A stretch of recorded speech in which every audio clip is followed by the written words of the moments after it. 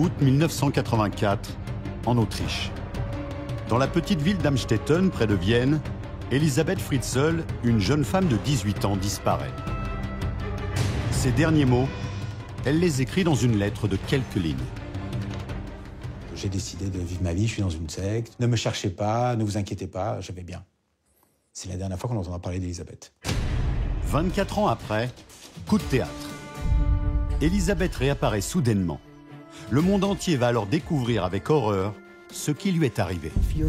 24 ans enfermé dans une cave, qui peut faire ça?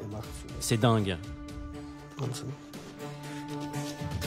Car Elisabeth Fritzl n'a jamais été dans une secte. Elle a été kidnappée et séquestrée pendant toutes ces années par son propre père, Joseph Fritzl. Le diable n'est pas la moitié de ce qu'il est. Le diable, s'il existait, n'aurait pas fait ça à ses propres enfants. Pendant 24 ans, cet homme a torturé et violé sa fille dans la cave de la maison familiale. Et le cauchemar ne s'arrête pas là. De ces sont nés 7 enfants. Les enfants étaient là, juste en dessous de nous. Il a dupé tout le monde de A à Z. 12 ans après l'affaire Dutroux, 2 ans après l'affaire Kampusch, le monde entier est sidéré par ce nouveau pas dans l'horreur. On a cette ville de 20 000 habitants qui est envahie par toute la presse du monde entier. Qui est ce père de famille qui a commis de telles atrocités?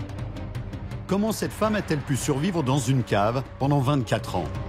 Pour le savoir, nous sommes retournés sur les lieux du drame. Nous avons retrouvé des proches de la famille et des journalistes qui ont suivi toute l'affaire. À l'instant où nos regards se croisent, je comprends qui est vraiment Joseph Fritzl. Retour sur l'un des faits divers les plus incroyables de ces 20 dernières années.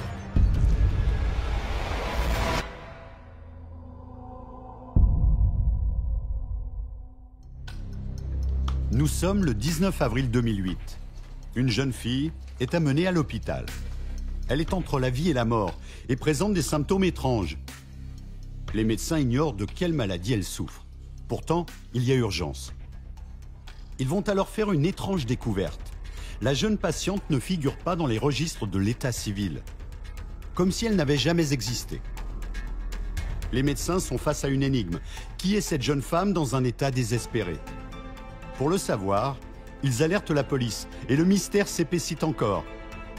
Les enquêteurs découvrent que sa mère, une certaine Elisabeth Fritzl, a disparu depuis 1984.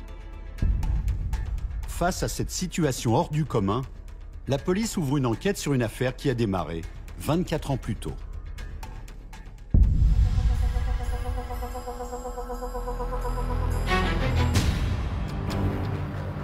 Tout commence le 28 août 1984 dans la petite ville autrichienne d'Amstetten, sur les bords du Danube. Une jeune fille de 18 ans disparaît mystérieusement. Elle s'appelle Elisabeth Fritzl. Elle ne laisse aucune explication et n'emporte ni effet personnel, ni papier d'identité. Sa famille tente de la retrouver.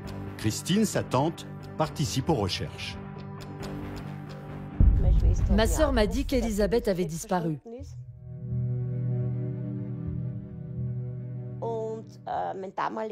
Mon mari de l'époque et moi, nous sommes allés à la gare et on a pris le train jusqu'à Amstetten. On regardait dans chaque station si elle n'était pas là. Parce qu'aujourd'hui, quand une fille disparaît, on la retrouve souvent chez les SDF. On l'a cherchée toute la nuit. Mais personne ne retrouvera Elisabeth. Ses parents, Joseph et Rosemarie Fritzl, signalent sa disparition au commissariat. Les policiers ouvrent une enquête. Où est Elisabeth? Pourquoi a-t-elle disparu du jour au lendemain? Pour le savoir, ils examinent le passé de la jeune femme. C'était une petite fille adorable. Elle était très sage. Quand elle venait nous rendre visite chez mes parents, elle était toujours postée devant la fenêtre. Elle regardait par la fenêtre pendant des heures. Elle était blonde, une petite fille toute mignonne. Elle était très calme. Bien sûr, elle avait aussi ses moments de joie, Elle riait, elle s'amusait quand on faisait des bêtises ensemble. Mais chez elle, on remarquait qu'elle était réservée. Elle ne participait pas à tout. Elle était renfermée sur elle-même. En apparence, Elisabeth est une petite fille comme les autres. Mais au fil des années, son comportement change.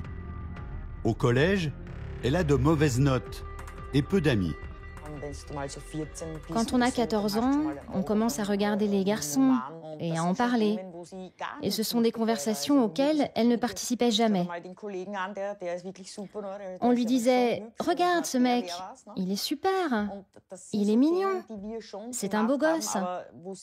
On parlait de ce genre de choses, mais elle ne participait pas à la conversation. Je ne peux pas me rappeler qu'elle ait dit une fois « Lui, je l'aime bien, lui, il est mignon », comme on fait normalement quand on est jeune. Les enquêteurs vont faire une découverte qui va les mettre sur une piste. 2 ans avant sa disparition, Elisabeth a fait une fugue avec une copine.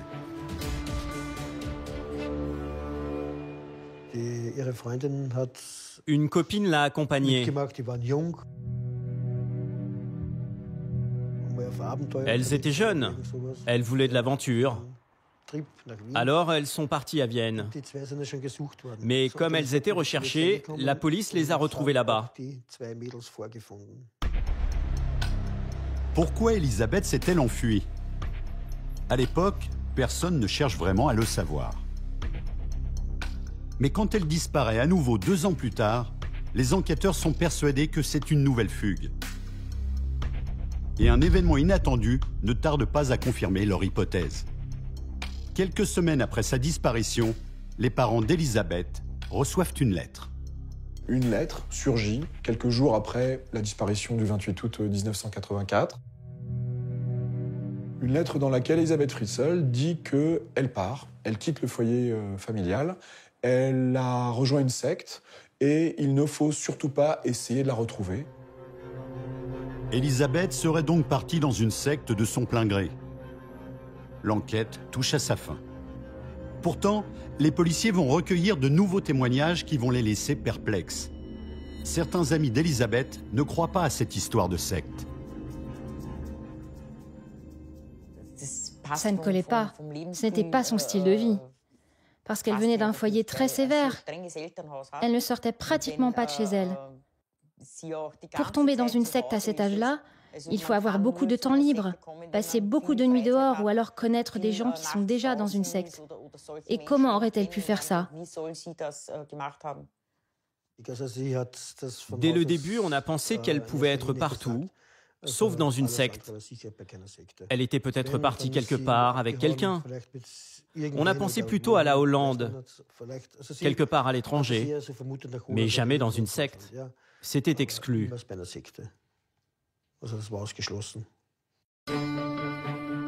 Où est la jeune femme? Ces derniers témoignages sèment le doute dans l'esprit des policiers. Ils décident de poursuivre leurs investigations. Ils vont chercher à déterminer pour quelles raisons Elisabeth se serait enfuie. Pour le savoir, ils vont s'intéresser à sa famille.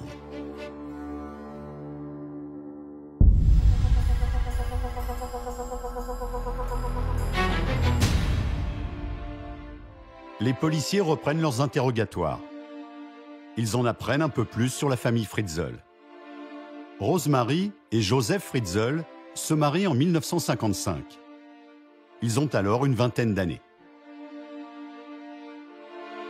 Les Fritzl sont une famille classique de l'Autriche rurale, dans un village charmant et fleuri, Amstetten.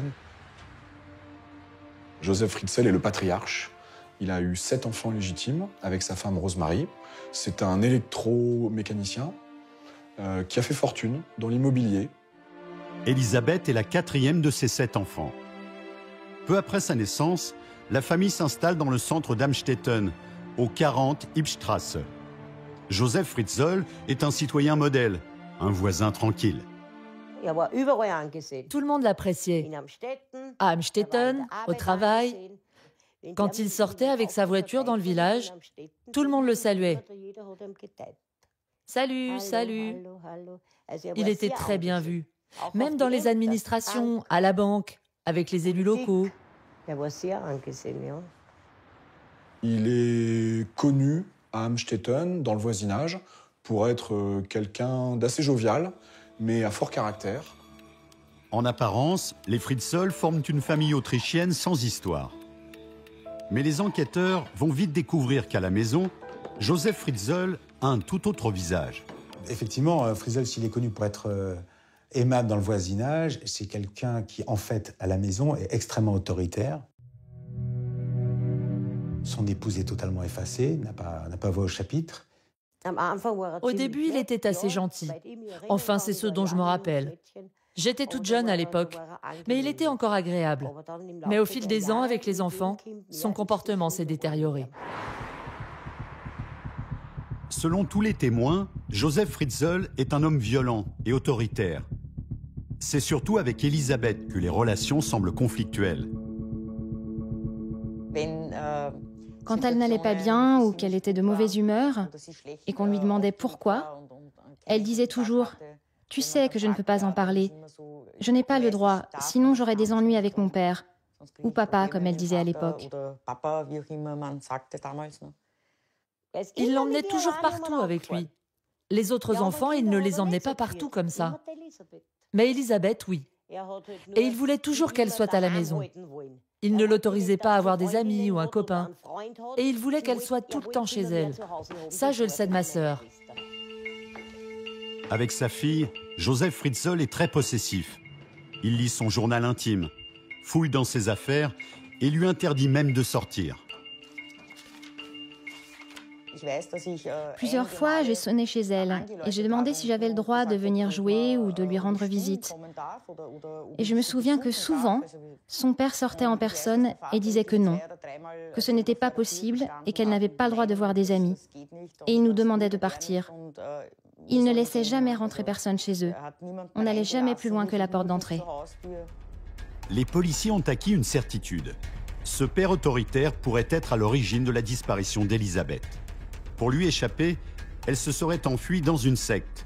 Pourtant, les enquêteurs ne poussent pas les investigations plus loin. 1 an après sa disparition, l'affaire est classée. Mais 24 ans plus tard, coup de théâtre. Alors que plus personne n'attend des nouvelles d'Elisabeth, une jeune inconnue est amenée à l'hôpital.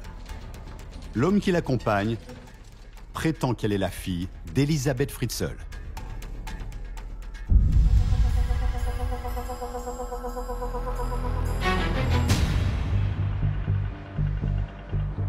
Le 19 avril 2008, 24 ans après la disparition d'Elisabeth, une jeune fille arrive aux urgences de l'hôpital d'Amstetten.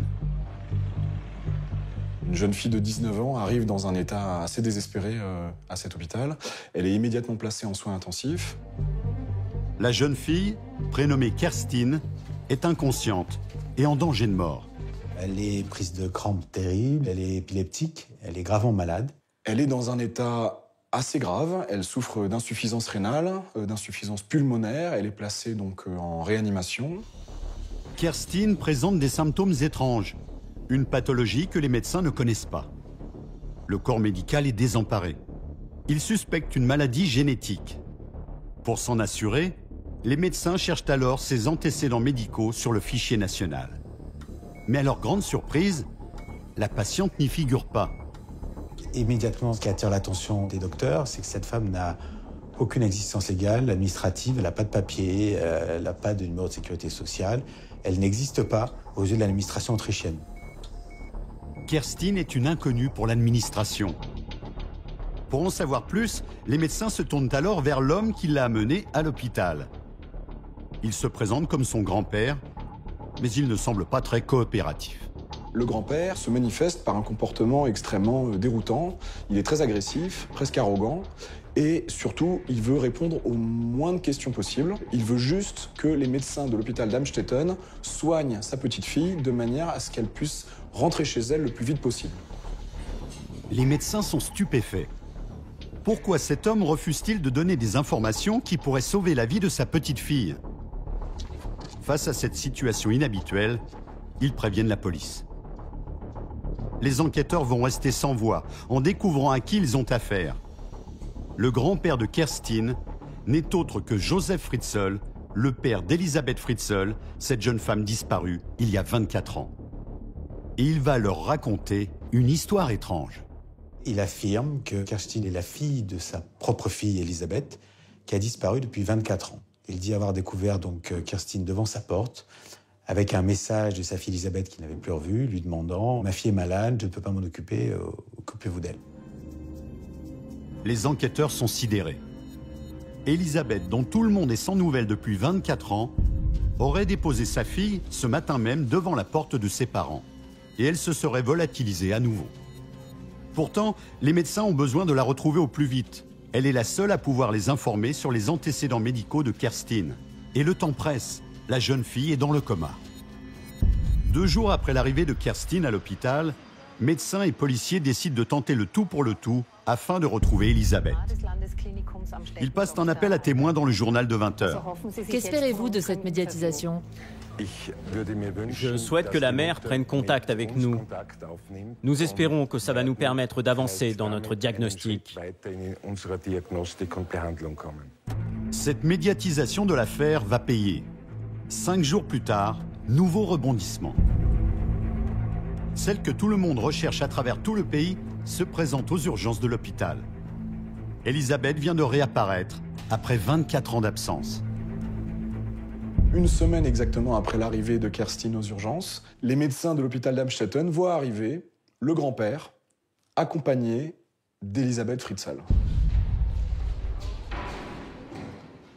Et il dit voilà, il la présente, il dit je l'ai retrouvée, elle veut voir sa fille. Donc elle va au chevet de sa fille. Et Elisabeth ne donne aucune information. On sent quand même une femme qui est extrêmement apeurée, presque terrorisée. Elisabeth a désormais une quarantaine d'années. Elle n'a plus rien à voir avec la jeune femme qu'elle était il y a 24 ans. Les médecins sont atterrés par son aspect. Le personnel médical de l'hôpital est surpris par l'apparence physique d'Elisabeth, qui a officiellement 42 ans et qui en paraît 10 ou 20 de plus. Elle est vieillie prématurément, elle a le teint diaphane, presque transparent, elle est souffreteuse, elle fait beaucoup penser à sa fille Kerstin, qui se trouve dans le même état, qui a la peau blanchâtre. Un aspect maladif qui inquiète les médecins. En plus, Elisabeth ne donne aucune explication sur ses 24 années d'absence. Face à cette situation invraisemblable, les médecins appellent les policiers. Elisabeth et son père, Joseph Fritzl, sont conduits au poste pour être interrogés. Et ce qu'ils vont raconter va horrifier les enquêteurs et bientôt le monde entier.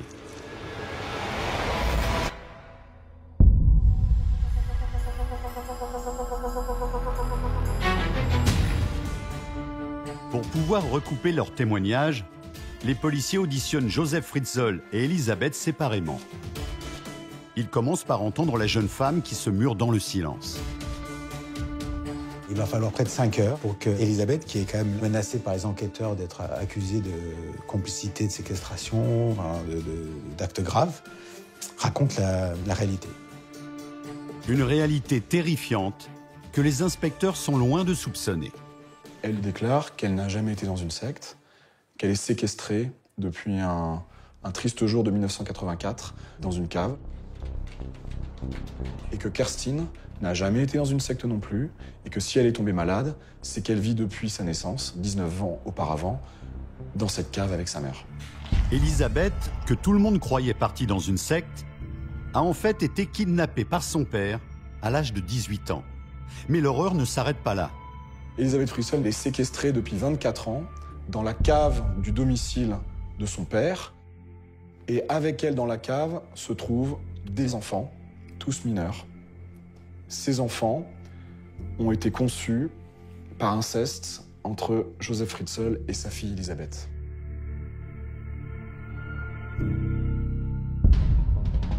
De ces viols sont nés 7 enfants, tous élevés dans la cave, sous la maison familiale.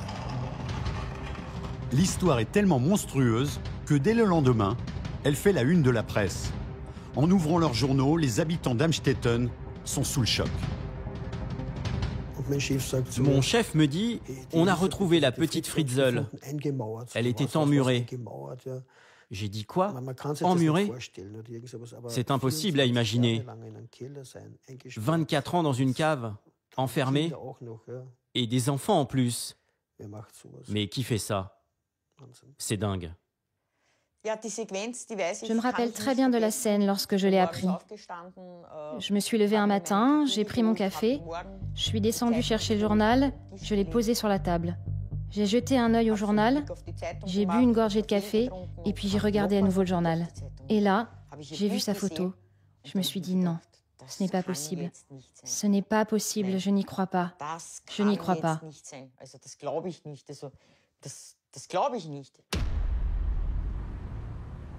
La nouvelle se répand comme une traînée de poudre. Des centaines de journalistes affluent dans la petite ville autrichienne.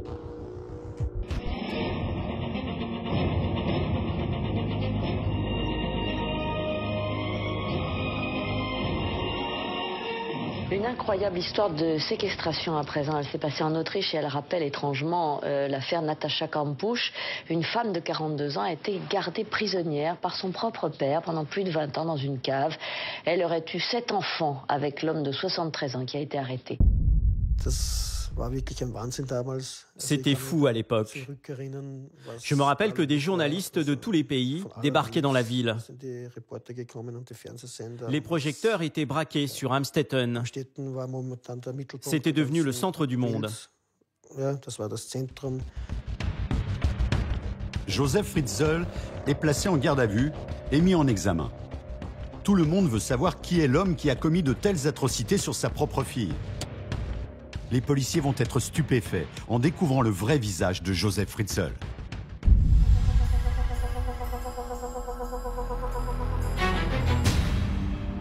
Josef Fritzl naît en 1935. Très vite, ses parents se séparent. Sa mère, Maria Fritzl, l'élève seule. Et elle n'est pas une mère très aimante. Sa mère était une femme très dure. Elle ne le voulait pas. Elle ne voulait pas d'enfant. Elle le frappait tout le temps. Elle ne l'aimait pas. Et je crois que la brutalité de sa mère, ça a cassé quelque chose en lui quand il était petit. Maria Fritzl ne s'occupe pas de son fils. Elle le laisse seul à la maison des heures durant, et quand elle est avec lui, elle le maltraite. Il a raconté qu'elle était très impulsive. Elle le punissait et elle le battait très souvent sans raison particulière. Elle se défoulait sur cet enfant lorsqu'elle était frustrée et ça arrivait souvent. Tout ça s'est passé dans une période particulière. Les conditions étaient difficiles. C'était une période d'urgence. C'était le national-socialisme. C'était la guerre. Selon la psychiatre qui l'a rencontrée, cette enfance malheureuse a profondément influencé la personnalité de Fritzl. Ça a joué un rôle dans le développement de sa personnalité. Les enfants qui grandissent sans recevoir de l'empathie ont des difficultés ensuite à en éprouver pour les autres. Les choses qu'on n'a pas vécues ou connues dans l'enfance, on va avoir du mal à les apporter aux autres plus tard. Josef Fritzl va faire des études et devenir ingénieur. Il se marie, mais une fois en couple, il va reproduire le schéma maternel et devenir tyrannique à son tour. Sa femme, Rosemary, doit souvent endurer ses colères et sa violence. Une fois, ma sœur est venue rendre visite à ma mère alors qu'elle était enceinte de leur dernier enfant. Et il lui avait cassé le pied. Il la battait souvent, mais elle ne le racontait jamais, juste à ma mère. Et ma mère me le disait.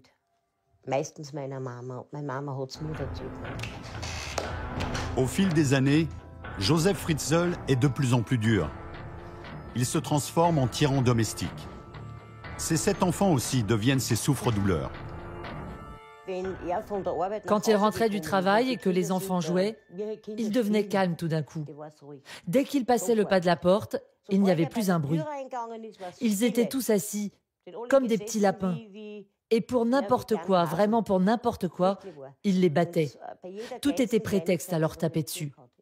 Les enfants devaient toujours être calmes. Toujours. Fritzl n'est pas seulement un homme violent. Il entretient également un rapport malsain avec les femmes. Il a raconté que tout avait commencé quand il observait des couples dans des situations intimes, à travers des fenêtres ouvertes.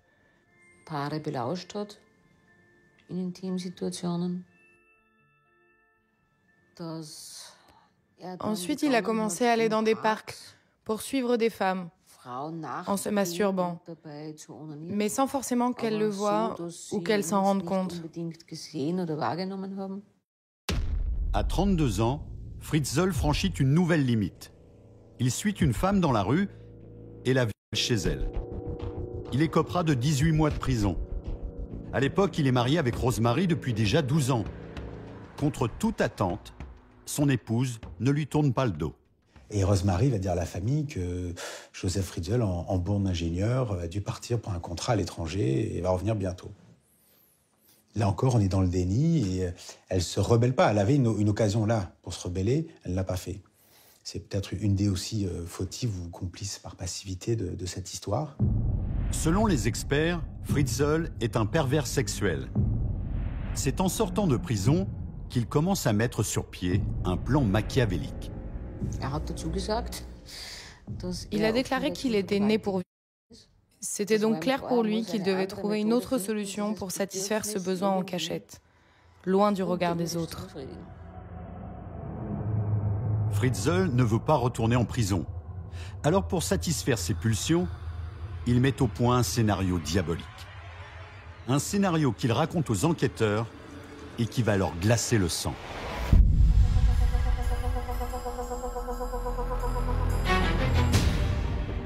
L'audition de Fritzl dure 2 jours, au cours desquels il avoue tout dans les moindres détails. Les enquêteurs découvrent avec stupeur un plan qu'il avait échafaudé minutieusement dès 1978, 6 ans avant d'enlever Elisabeth. Un plan qui commence par l'obtention d'un permis de construire. Construire un abri anti-atomique. On est en fin de guerre froide et en Autriche, il n'y a rien d'anormal à construire un abri anti-atomique dans son jardin. L'abri anti-atomique est la version officielle.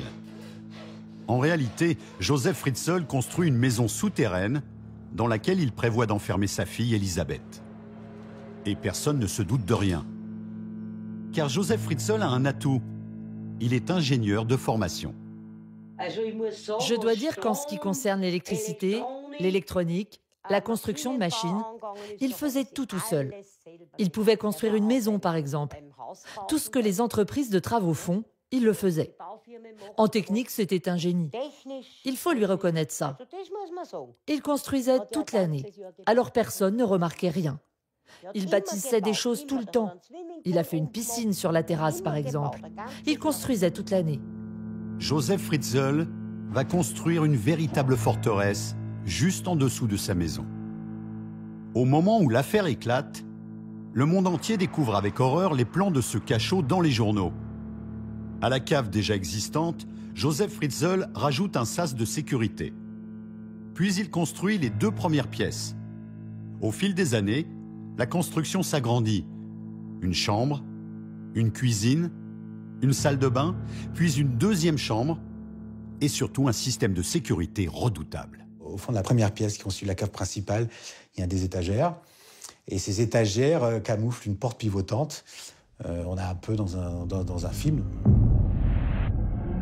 Elle s'ouvre sur une autre pièce qui est un sas, qui lui-même s'ouvre sur une autre porte qui ne s'ouvre que par l'extérieur.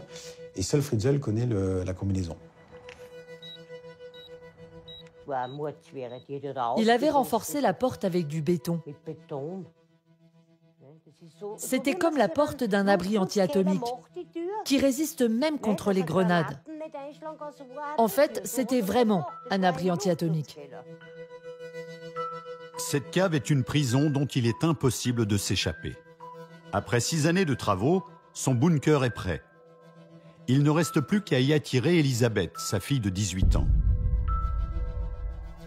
Le mercredi 28 août 1984, Fritzl passe à l'action. Il profite d'une absence de sa femme, Rosemary, pour mettre son plan à exécution. Une énième dispute éclate entre Joseph Fritzl et sa fille. Ce jour-là, Joseph Fritzl l'entraîne dans le garage, dans l'établi, à l'arrière de la propriété, et la chloroforme, puis lui place des menottes.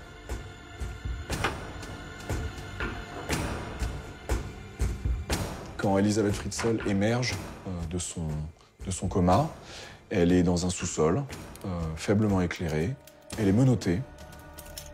Joseph Fritzl abandonne Elisabeth dans son cachot. Elle est loin d'imaginer que son calvaire va durer 24 ans. Il faut dire que Joseph Fritzl a pensé à tout pour maquiller son crime. Le lendemain, perfide, il va témoigner auprès de la police et il va signaler la disparition d'Elisabeth. Et il joue le rôle d'un père éploré, un bon père de famille catastrophé, assurant que déjà il avait des doutes, que sa fille avait fugué et qu'elle a dû être enlevée par une secte. Il a mis en place un scénario qui accrédite sa thèse de disparition. Le piège, préparé depuis de longues années, se referme. Personne n'imagine que sous cette maison vit une jeune fille de 18 ans séquestrée par son père. Et personne n'imagine l'horreur de ce qui s'y passe. Au commissariat, les enquêteurs se demandent comment Elisabeth a réussi à survivre entre 4 murs pendant aussi longtemps. À quoi ressemblait son quotidien? Le récit qu'elle livre aux policiers est à peine croyable.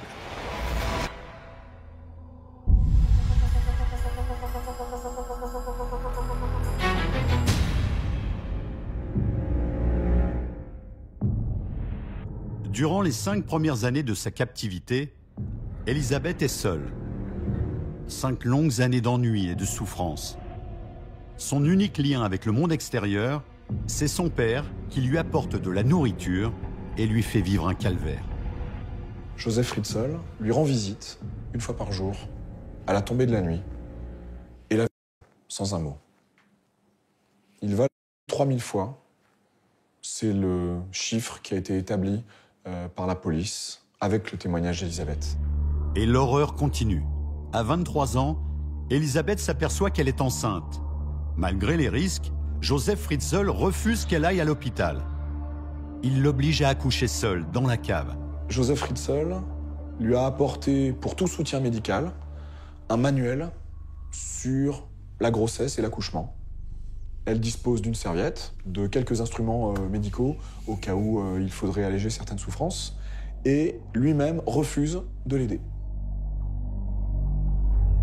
Elisabeth accouche d'une petite fille, Kerstin, celle qui sera emmenée à l'hôpital 20 ans plus tard et par qui toute l'histoire sera découverte.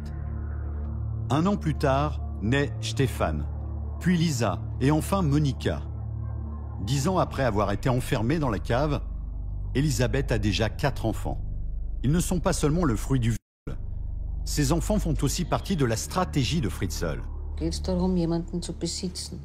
Le but, c'est de posséder quelqu'un, le pouvoir total sur quelqu'un.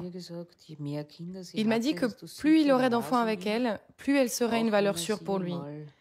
Même s'il l'avait libérée, en tant que mère de 7 enfants, elle aurait toujours été à lui. Parce que qui aurait voulu d'une femme avec 7 enfants? Et puis on peut aussi dire, plus il y a de sujets, plus le maître a de pouvoir.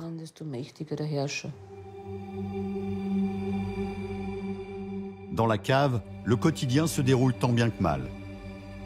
Elisabeth Fritzl s'efforce d'offrir un semblant de vie à ses enfants. Dans son calvaire, Elisabeth est une mère extraordinaire.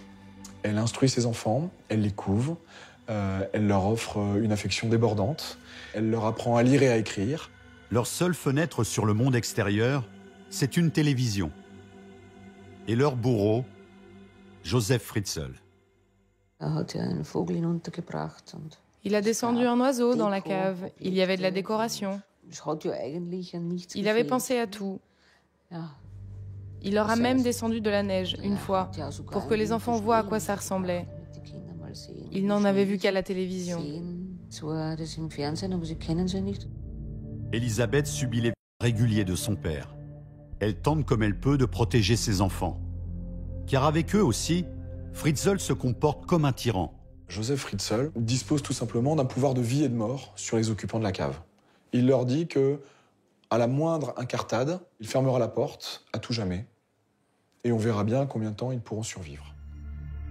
Les années passent, les enfants grandissent. Dans la maison du dessus, Rosemary et ses 7 enfants ne s'aperçoivent de rien.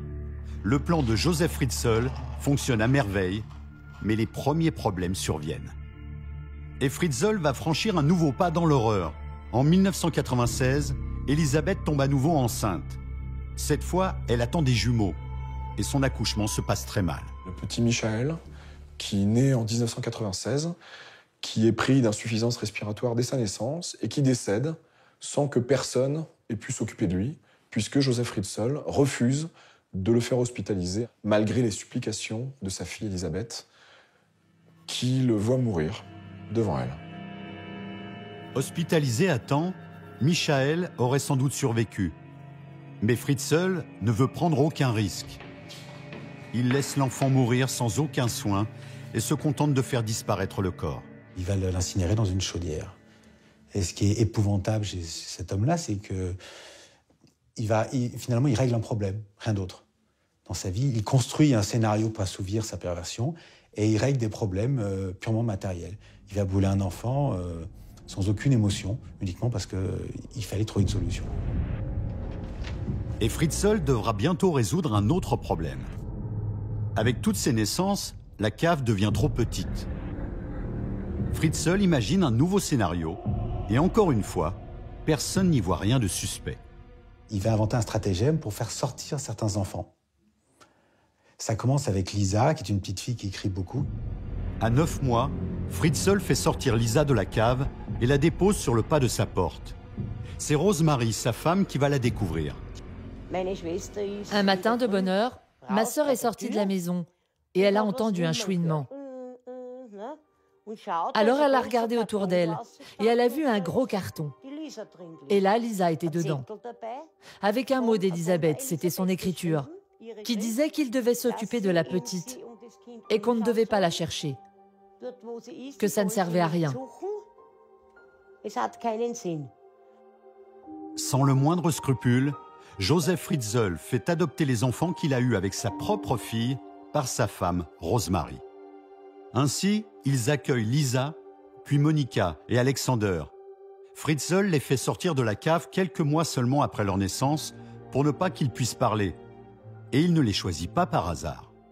La seule explication que Joseph Fritzl donnera par la suite aux enquêteurs, c'est qu'il a choisi entre les plus calmes et les plus bruyants. Les plus bruyants sortent de la cave. Si Fritzl fait sortir les plus agités, c'est pour ne pas alerter les voisins. Ces 3 enfants vont vivre une vie presque normale dans la maison d'en haut. Une vie que Fritzl prend un malin plaisir à raconter à leurs frères et sœurs, restés en bas, dans la cave. Fritzl pousse le vice à donner quelques nouvelles des enfants d'en haut à leurs frères et sœurs qui vivent dans la cave. Alors il fait des photos des enfants que lui a élus, quand ils font un barbecue dans le jardin, quand ils jouent au bord de la piscine l'été, et il montre ces photos aux autres enfants. 3 enfants sont à l'air libre. 3 autres toujours enfermés dans la cave. Leur calvaire dure ainsi pendant de longues années. Enfermés entre 4 murs, sans voir la lumière du jour. Jusqu'à ce 19 avril 2008, où Kerstin tombe malade. Elisabeth parvient à convaincre son père de l'emmener à l'hôpital. Une semaine plus tard, elle le convainc à nouveau de la laisser se rendre au chevet de sa fille. La double vie de Joseph Fritzl s'arrête là. Les policiers vont libérer les enfants, encore enfermés dans la cave. Aussitôt après les révélations d'Elisabeth Fritzl, les policiers foncent dans la maison d'Ypstrasse et libèrent Stéphane et Félix. Félix, le plus petit, a 5 ans. Dans la voiture qui l'emmène vers l'hôpital, Félix est glué à la fenêtre. Les policiers racontent que le petit garçon est fasciné par le spectacle du ciel, des arbres, des voitures qu'il croise sur la route. Il n'a jamais vu quelque chose d'aussi féerique.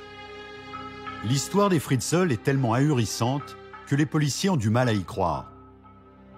Pendant des années, 7 personnes ont vécu à quelques mètres seulement sous la maison familiale. Comment ce drame a-t-il pu passer inaperçu? C'est ce que les policiers vont maintenant tenter de comprendre.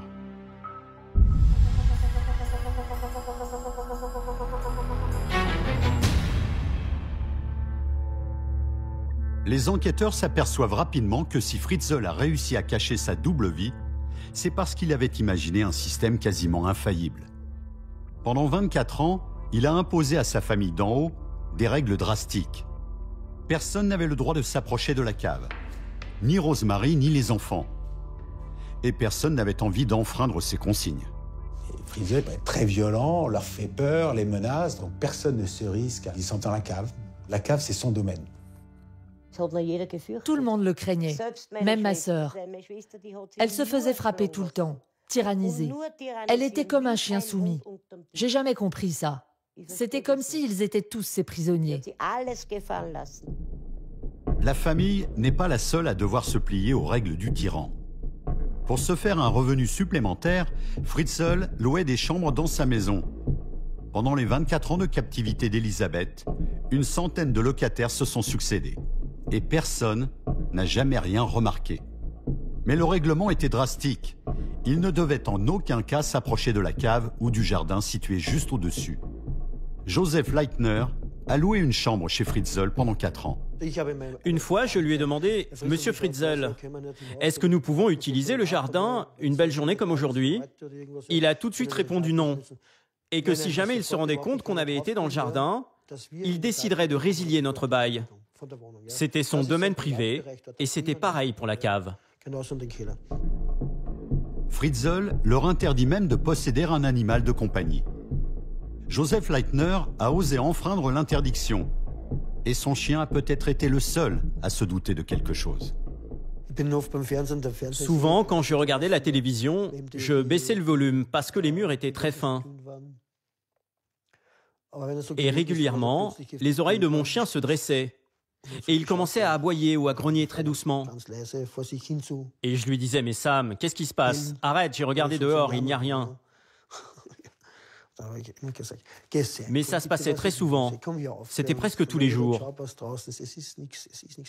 Peut-être qu'il sentait vraiment quelque chose. Les chiens sentent ça. Ils ont du flair. Joseph Fritzl pense à tout. Il explique aux enquêteurs qu'à l'époque, il change même de travail pour avoir un emploi du temps plus souple. Il abandonne son poste d'ingénieur pour se mettre à son compte dans l'immobilier. Il peut alors vivre sa vie sans éveiller les soupçons. Il partait souvent en déplacement pour le travail.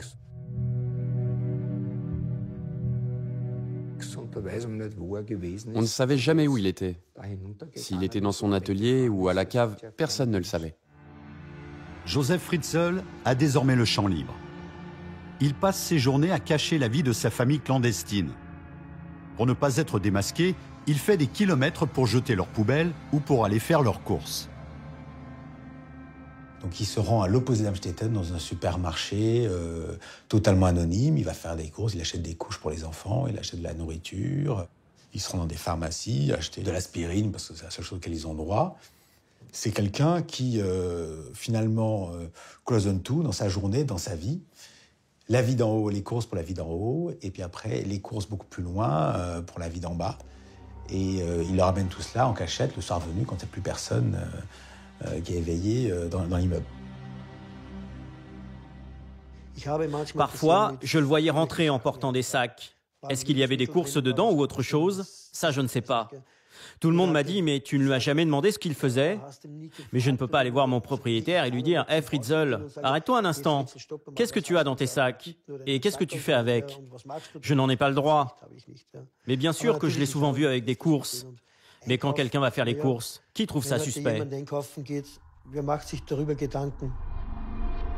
Fritzl est d'une habileté redoutable. Il mène une double vie, mais jamais il ne se trahira. Il était aussi très discipliné avec lui-même. Il m'a expliqué comment il arrivait à mener sereinement toutes ses vies de front. Quand il fermait la porte de la cave, il fermait aussi la porte dans sa tête. Il ne s'est jamais trahi, car lorsqu'il était dehors, il ne pensait pratiquement pas à la cave. Il arrivait très bien à l'occulter. Fritzl va aussi bénéficier d'une certaine défaillance du système administratif.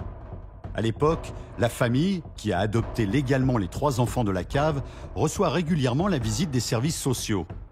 Mais curieusement, il ne pose pas plus de questions sur l'origine de ses enfants. La responsabilité des services sociaux va être totalement occultée pendant l'enquête.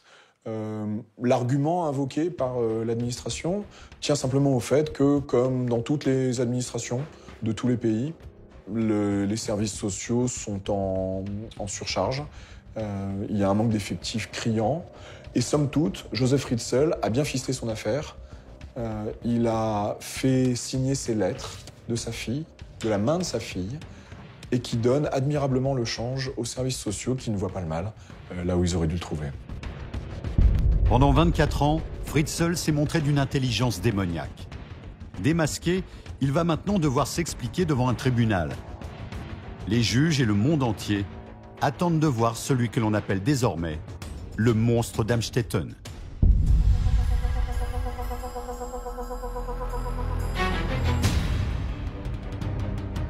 Le procès s'ouvre le 16 mars 2009 à Saint-Pölten, à une centaine de kilomètres de Vienne.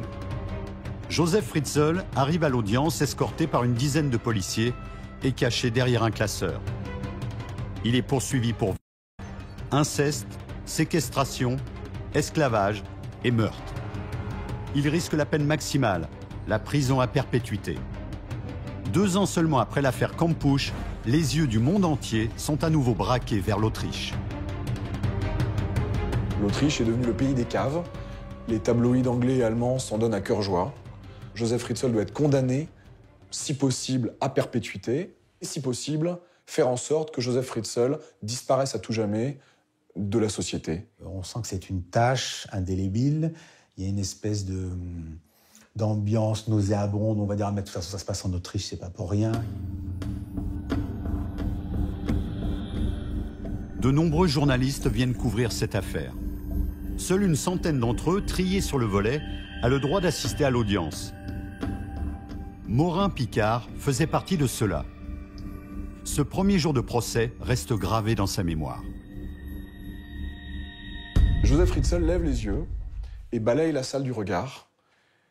Et nos regards se croisent. À l'instant où nos regards se croisent, je comprends qui est vraiment Joseph Fritzl.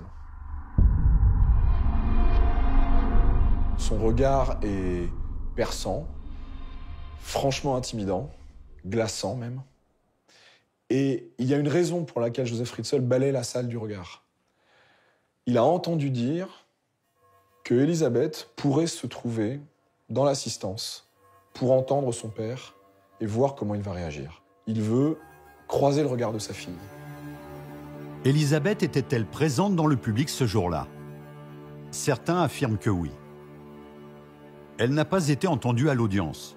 Pour la protéger, son témoignage a été filmé. Seuls les jurés et l'accusé visionneront les 11 heures de récit de son calvaire. Joseph Fritzl, lui, se montre inébranlable. Il a préparé sa défense et ses arguments laissent les jurés sans voix. Il a dit qu'il voulait la protéger d'un mode de vie qu'il ne trouvait pas bon pour elle. Comme c'est souvent le cas d'ailleurs dans les relations parents-enfants.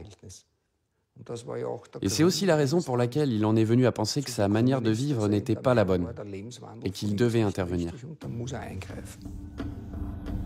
On sait peu de choses sur la défense de Fritzl. Il y a la première version qui est celle de ses premiers mensonges, c'est-à-dire ma fille est une droguée, il fallait absolument que je l'empêche de fuguer, d'avoir des mauvaises fréquentations. Donc je l'ai enfermée d'abord pour la protéger d'elle-même. Certes, enfin il l'a violée. Il a eu 7 enfants avec elle, donc là on est dans des actes de barbarie, c'est plus la même chose. Le procès s'annonce tendu. Joseph Fritzl reste imperturbable. Mais c'est l'audition du témoignage d'Elisabeth qui va tout faire basculer. Joseph Fritzl, contre toute attente, s'effondre moralement en découvrant le témoignage vidéo de sa fille. Le monstre prend conscience des actes qu'il a commis. Joseph Fritzl s'excuse de ce qu'il a infligé à sa famille et il accepte la pleine responsabilité de ses actes. L'interview et l'audition des différents témoins et experts est évacuée, expédiée par le juge en charge du procès et le verdict tombe au 4e jour. Joseph Fritzl est condamné à réclusion à perpétuité. Joseph Fritzl ne fera pas appel. Mais une question subsiste à l'issue du procès. Comment Rosemary, son épouse, a-t-elle pu ignorer pendant 24 ans le drame qui s'est joué sous ses pieds? Le mystère reste entier. Ni elle, ni aucun membre de la famille ne seront appelés à la barre. Rosemary était-elle complice? Rosemary a-t-elle été dupée pendant toutes ces années par son propre mari? Je crois que Rosemary était une femme soumise, qu'elle vivait dans une peur permanente, probablement menacée de mort à la moindre occasion par son mari, et que toutes ces années, elle a filé doux. Dans cette famille, tous en voudront toujours aussi à leur mère, parce que c'est évident qu'elle connaissait les pulsions de son mari, elle savait très bien ce qu'il a fait. En tout cas, elle ne pouvait pas ne pas penser qu'Elisabeth avait cherché à fuguer sa famille pour rien, uniquement parce que c'était une adolescente un peu turbulente. Donc par passivité, par soumission, peut-être par statut social, elle n'a rien dit. Mais elle est complice. Ma sœur vivait pour les enfants, uniquement pour les enfants. Elle a été victime physiquement et mentalement. Elle n'a pas été épargnée. Mais ce qui est sûr à 100%, c'est que ma sœur a dédié sa vie aux enfants. C'est impossible qu'elle ait su. Impossible. Elle n'a jamais pensé qu'Elisabeth était dans la cave, qu'il la gardait là où ils avaient interdiction d'aller. Rosemary n'a-t-elle rien su? Ou a-t-elle fermé les yeux, terrorisée par un mari tyrannique? Quoi qu'il en soit, elle a été disculpée par l'enquête de police et aussi par sa fille Elisabeth.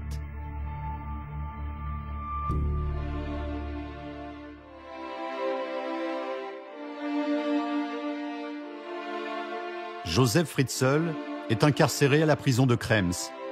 En vertu de la loi autrichienne, il sera libérable en 2024. Il aura alors 89 ans. Après leur sortie de la cave, Elisabeth et ses 6 enfants ont passé 1 an dans une clinique pour réapprendre à vivre normalement.